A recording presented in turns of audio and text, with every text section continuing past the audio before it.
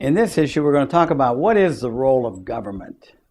Years ago when our founding fathers wrote the Constitution, they felt the role of government was to be a watchdog to be fed, not a cow to be milked. They knew that the heart above all else is desperately wicked. 98% were Christians. And we're born evil, basically, and we have to learn to be good. Liberal, secular philosophy thinks we're born good, we just have to be managed. And there's a big difference between the worldviews.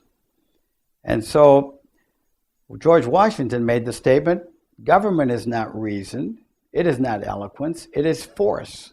Like fire, it's a dangerous servant and a fearful master. They knew that if men were angels, we wouldn't need government, according to James Madison. So they developed a series of checks and balances, three different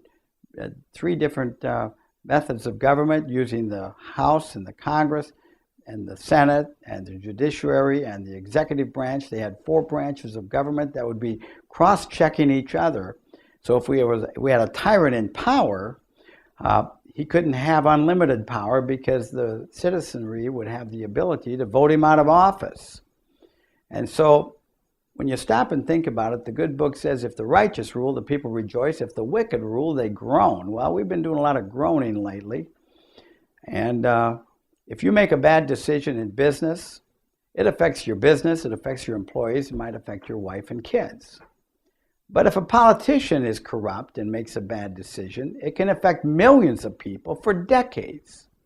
That's why it's all the more important for us to stand and understand the character and the worldview of people we elect to public office.